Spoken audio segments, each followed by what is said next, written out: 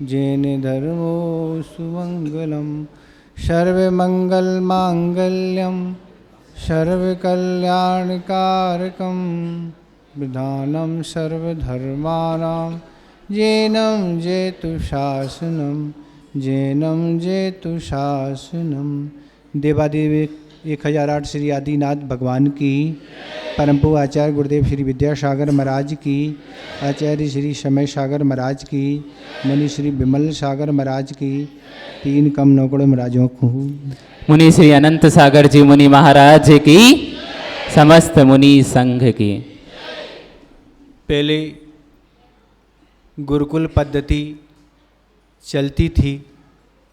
जैसे बच्चे बाहर जाने के योग्य हो जाते थे, माता पिता उन बच्चों को उन गुरुकुल में ले जाके गुरु को सौंप देती थी और वह बच्चे लौकिक शिक्षा के साथ धार्मिक शिक्षा भी उनको पूर्णता प्राप्त होती थी। जिस कुल में व्यक्ति ने जन्म लिया, जिस धर्म को अंगीकार किया, अगर उस धर्म की व्यक्ति को जानकारी नहीं है कि हम जिस कुल में या जिस धर्म के मानने वाले हैं, तो वह उसका निर्वाह कैसे होगा। मात नाम के आगे हम जैन लगा दें और कहने लगे हम जैन साहब हैं, नहीं। नाम के साथ जो जैन, नाम के साथ जो जैन शब्द लगा है, वो जैन शब्द क्या कह रहा है। ये हमें बड़े गौरव की बात है कि सामान्य कुलों में जन्म लेना कोई बड़ी बात थी, पर जैन कुल में जन्म लेना बहुत पुण्य की आवश्यकता होती है, तब जाके इस जैन कुल में जन्म होता है। जब व्यक्ति जैन धर्म की विशेषताओं को जानता है या उसे पता लगता है, तो वह यही भावना भाता है कि अभी तो हम जिस कुल में जन्म हो गया हो ठीक है, पर मेरा आगामी जीवन इस जैन कुल में ही हमारा जन्म हो। ऐसी भावना करने वाले भी व्यक्ति हैं। इसलिए जैन होने के नाते हमारे क्या कर्तव्य होते हैं, उन कर्तव्यों को हमें ध्यान रखना चाहिए, तब हम जाके आगामी जीवन को सुंदर बना पाएंगे। ये तो कोई नियम नहीं होते। जैन है तो ये तो पक्का ही है कि वह रात्रि में भोजन करेगा ही नहीं, ये कोई नियम नहीं है। प्रतिदिन भगवान के दर्शन करेगा ही और पानी छान कर पिएगा ही, ये कोई नियम नहीं। जैन है तो ये तो वह करेगा ही, और आगे के नियम का भी अपनी शक्ति अनुसार उनका पालन करेगा। तो इस तरह से बच्चों ने भी ऐसे संकल्प लिए और वास्तव में वह संकल्प बहुत अच्छे हैं। अगर दुर्गति से बचना है तो इन संकल्पों का होना बहुत आवश्यक है। आज संगति के कारण बच्चे और बच्चियां बहुत तेजी से बिगड़ रहे हैं। ऐसे साधन आपके सामने आज आ चुके हैं, जिन साधन के संपर्क में आने से बुद्धि व्यक्ति की वैसे ही काम करना चालू हो जाती है। ऐसी स्थिति है, क्योंकि आचार्य ने कहा है कि अगर ऐसे 9 कर्म मिलते हैं, ऐसे साधन मिलते हैं, तो जिस कर्म का अभी उदय नहीं है उस कर्म का भी उदय हो जाता है। ऐसी बुद्धि है। अगर अच्छी चीज़ से हम जुड़ते हैं तो हमारी बुद्धि अच्छी हो जाती है। तो इस तरह से जो संकल्प लिए हैं, उन संकल्प को हमें बड़ी दृढ़ता से पालन करना है। आचार्य ने मुनियों के लिए भी तत्ववाद सूत्र के 7वें अध्याय में 5 महाव्रतों की 5 भावनाएं लिखी हैं। इसलिए लिखी हैं कि इन भावनाओं को भाते रहो। इन भावना को भाओगे तो तुम्हारे व्रतों का निर्दोष पालन होगा, और व्रतों का अगर निर्दोष पालन होगा तो ये पक्का है तुम्हारा आगामी जीवन अच्छा बनेगा। इसलिए जो भी बच्चों ने नियम लिए हैं, उन नियम को बड़ी दृढ़ता के साथ पालन करना है।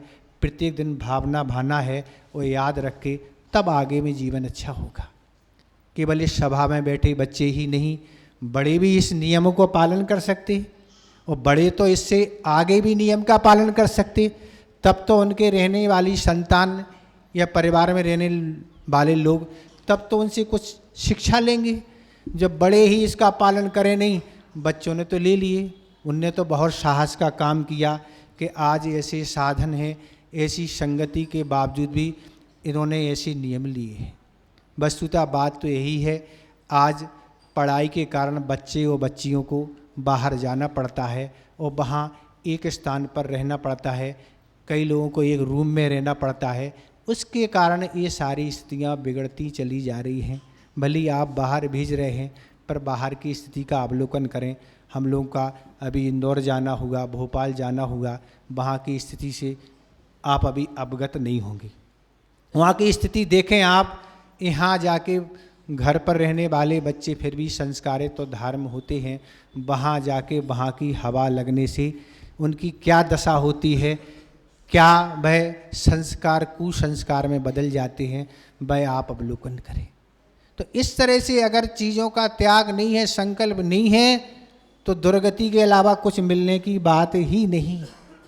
तो इस तरह मद आदि जो नशीले पदार्थों का महाराज जी ने त्याग कराया, तो इस नशीले पदार्थों का त्याग नहीं करने से, इनका ग्रहण करने से बुद्धि खराब हो जाती। कितना ही अच्छा व्यक्ति हो, वह उसकी बुद्धि खराब हो जाती है। इसलिए ग्रहण करना है, दूध है, फल है आदि अच्छी अच्छी जो चीज़ें हैं, ये क्या क्या महाराज जी ने बताया, मैगी आ गई, चाउमीन क्या कहलाते अपन को नहीं पता। तो इन सब चीज़ों को ग्रहण करने से मांस आदि का त्याग नहीं हो पाता है। तो अच्छे अच्छे जो भी नियम महाराज ने बताए उनको दृढ़तापूर्वक पालन करें, तो आपका जीवन कितना उन्नत बनेगा, कैसा आपको सब कुछ मिल जाएगा। आगम में एक कथा आती है कि उस सियार ने केवल क्या किया था, रात्रि भोजन पानी आदि का त्याग किया था, अन्न जल का त्याग किया था। आगामी पर्याय में वह क्या बना, पीतंकर नाम का राजा होगा। एक नियम लेने का ये परिणाम हुआ कि वह राजा का पुत्र बन गया। और आप तो इतने सारे नियम ले रहे हैं, तो आपको क्या लाभ होने वाला है, ये विचार आप करें। ये तो नियम होना ही चाहिए, अगर नियम नहीं होंगे तो दुर्गति से बच नहीं पाएंगे। इसलिए नियम को अच्छे से संकल्प करें। आचार्य महाराज जो मुनि महाराज देश भूषण और कुलभूषण महाराज का कथानक आता है। वह एक राजा के पुत्र थे दोनों, पर दोनों गुरुकुल में पढ़ते थे। पर गुरुकुल से जब पढ़ के घर आ रहे थे तो बहन को देख के ही उनके भाव खराब हो गए। वो ये नहीं समझते थे ये बहन है हमारी, पर जब उनको ज्ञात हुआ कि ये हमारी बहन है, हम जिससे इस तरह का पाप करना चाह रहे हैं, दोनों ने राजपाट आदि का त्याग करके, घर का त्याग करके दोनों ने मुनि दीक्षा को अंगीकार कर लिया। ये उनके गुरुकुल के संस्कार थे। ऐसे अनेक कथानक आते हैं। इन संस्कारों के माध्यम से ही अपने जीवन को अच्छा बना सकते हैं। मनुष्य पर्याय कितनी दुर्लभता से मिलती है। अगर तत्वार सूत की टीका सरवार सिद्धि में आप बोधि दुर्लभ भावना के बारे में 10-12 लाने पड़ें तो आपके रोमटे खड़े हो जाएंगे कि इस मनुष्य पर्याय को कितनी हम दुर्लभता से प्राप्त करके आए हैं। तो इस तरह अपने आगामी जीवन को अच्छा बनाओ। इसीलिए बहनों के लिए आचार्य महाराज ने प्रतिभा स्थली का निर्माण किया है। 5-5 पिस्तलाएँ स्त्री खोली हैं कि वहाँ की बेटियाँ देखो। हम लोग अभी इंदौर भी रह के आए प्रतिभा स्थली में कुछ दिन के लिए, पहले जबलपुर भी गए थे। तो इस तरह से उन बहनों के संस्कार देखो, उनके नियम संकल्प देखो। ये आप कमियां नहीं देखो, आप एक कमियां देखते हैं कि बच्ची आती है घर यही नहीं करती। जो जितना करती है उतना तो अच्छा करती है, जो नहीं करते उसकी ओर दृष्टि आप देखेंगे तो आप कभी भी अपना जीवन अच्छा नहीं बनाएंगे। कुम्हार घड़ा बनाता है तो क्या सभी घड़े पूरे साबित रहते हैं? क्या फूटते नहीं हैं? कुछ फूटते भी हैं। व्यापार आप करते हैं, घाटा भी होता तो लाभ भी होता है। तो व्यापार करना छोड़ दें क्या? नहीं, अच्छाई की ओर देखें और उन अच्छाइयों को ग्रहण करके हम आगामी जीवन को सुंदर बनाने का प्रयास करें। इस तरह माता पिता का भी कर्तव्य होना चाहिए कि उन बच्चों ने भी संकल्प लिए हैं, उनको समय समय पर संकेत करते रहें, याद दिलाते रहें, तो वह जीवन अच्छा बन जाएगा। इतने ही हम पर्याप्त समझते हैं। अहिंसा परमो धर्म की। पूज्य मुनि श्री 108 अनंत सागर जी मुनि महाराज की। चलते हैं पूज्य